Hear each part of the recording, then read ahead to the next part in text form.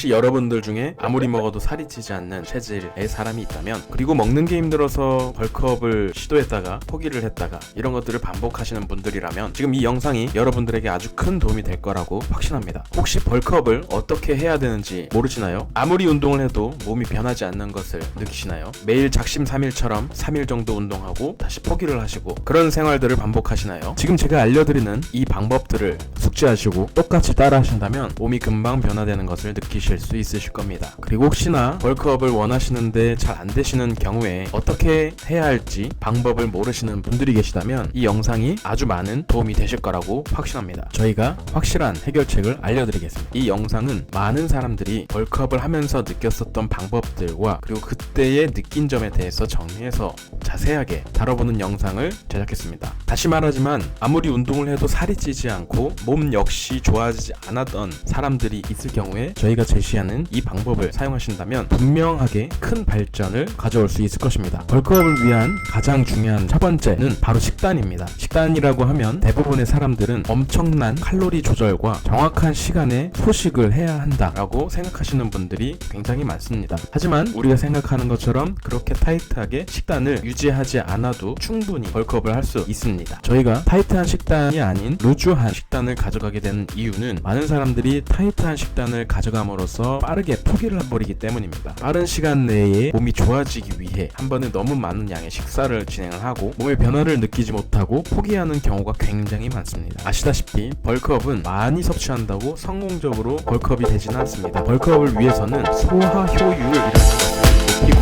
아나볼릭 상태를 유지하기 위해 한 번에 많은 양을 섭취하는 것보다 여러 번 쪼개서 섭취하는 것이 중요합니다. 방금 말씀드린 아나볼릭 상태라는 것은 우리 몸의 세포가 외부에서 온 음식의 영양을 흡수하여 세포의 크기를 키우는 것을 말합니다. 그래서 추천드리는 식사 횟수는 6끼를 추천드립니다. 아침, 점심, 저녁은 바쁜 현대인을 위해서 일반식을 섭취하시면 되시고, 그리고 그 중간중간에 닭가슴살과 프로틴을 꾸준히 섭취해 주시면 됩니다. 왜냐하면 일을 하는 사람들, 즉 요즘 바쁜 현대인들은 운동을 하는 것보다 더 어려운 것이 식단을 조절하는 것이기 때문에, 그래서 추천드리는 건 아침, 점심, 저녁에 탄수화물을 몰아서 섭취를 하시고요. 나머지 그 중간중간에 프로틴과 닭가슴살을 섭취하는 방식으로 진행하시면 좋습니다. 혹시나 나는 시간이 되는 사람인데, 나는 시간을 잘 관리할 수 있는 사람인데 라고 생각하신다면 6끼를 골고루 나누어서 식사를 하시는 것을 추천드립니다. 단백질은 하루에 120에서 130g 정도 섭취를 하시고 한 번에 많은 양을 섭취하지 않고 6번의 식사마다 나누어서 섭취할 수 있게 노력하셔야 됩니다.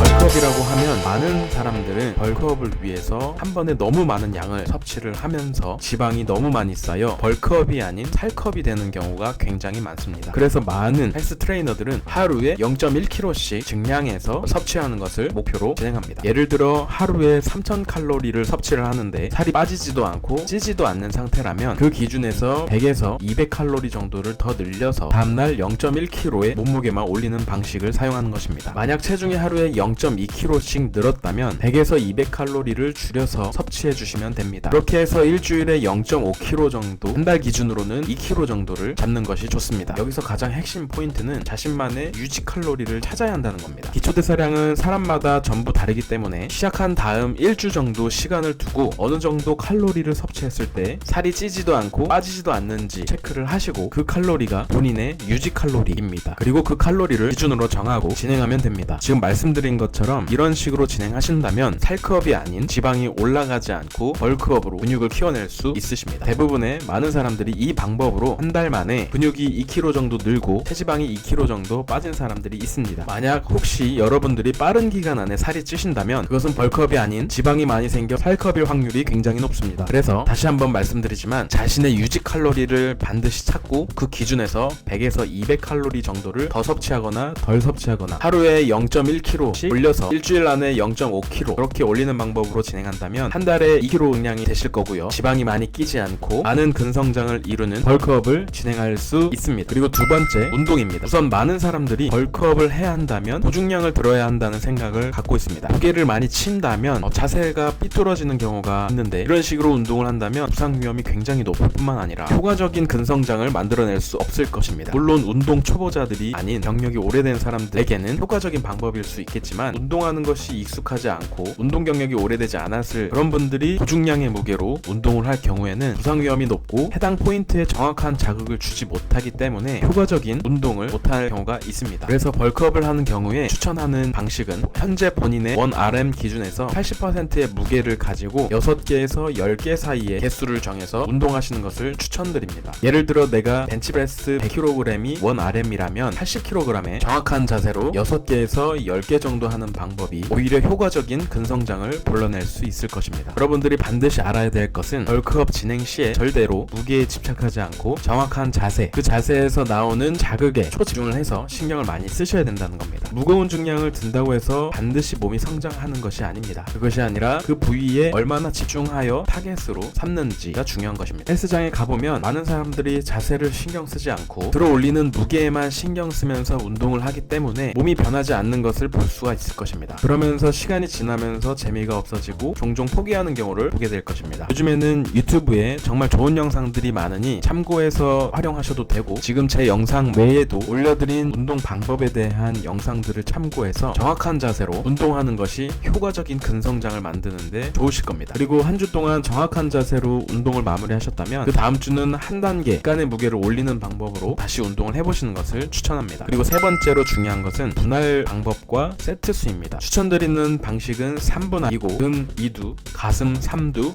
어깨 하체를 추천합니다. 그리고 4일째 휴식을 가지고 다시 5일차부터는 루틴대로 등 2두, 가슴 3두, 어깨 하체를 운동하는 방식입니다. 각 회수차마다 복근 운동은 같이 가져가셔도 되십니다. 많은 사람들이 한 부위만 타겟해서 운동하는 경우가 많은데 그런 경우에는 절대로 몸이 커질 수가 없습니다. 왜냐하면 초보자 같은 경우에는 운동을 해본 적이 없기 때문에 몸에 근신경이 발달되어 있지 않기 때문에 더 많은 빈도수로 자주 운동하는 방법을 추천합니다. 그래서 추천하는 방법은 큰 근육의 경우에는 10에서 12세트를 진행하고 작은 운동은 5에서 6세트를 추천합니다. 거기에서 조금씩 시간이 지나면서 운동 강도와 시간을 늘려가는 것을 추천합니다. 이쯤 되면 열정이 굉장히 불타오를 것인데 가장 중요한 것은 처음 시작부터 너무 열정적일 필요는 없다는 것입니다. 왜냐하면 많은 사람들이 처음에 빠르게 몸이 좋아지고 싶어서 무리를 하는 경우가 굉장히 많기 때문입니다. 그렇기 때문에 운동과 식단을 굉장히 타이트하게 가져가는 경우가 많은데 그러다가 며칠 지나지 않고 몸에 변화가 없어서 금방 포기하게 되는 경우를 굉장히 많이 봤기 때문입니다. 몸이 좋아지는 데에도 어느 정도 시간이 필요하기 때문에 초보자인 우리가 시작을 하는 단계에서 너무 무리한 식단과 운동을 한다면 금방 지쳐서 오랫동안 꾸준히 끝까지 하지 못할 가능성이 굉장히 큽니다. 오히려 부담 없이 자신의 몸의 변화를 느끼면서 재미를 느낀다면 그때부터 조금씩 운동 시간을 늘리면서 식단도 조금 더 신경 쓰는 방법으로 가신다면 반드시 몸은 좋아질 것이라고 확신합니다. 정해진 시간을 잡고 꾸준히 진행하시는 것을 추천합니다. 이번 영상이 도움이 되셨다면 구독, 좋아요, 알림 설정 부탁드리겠습니다.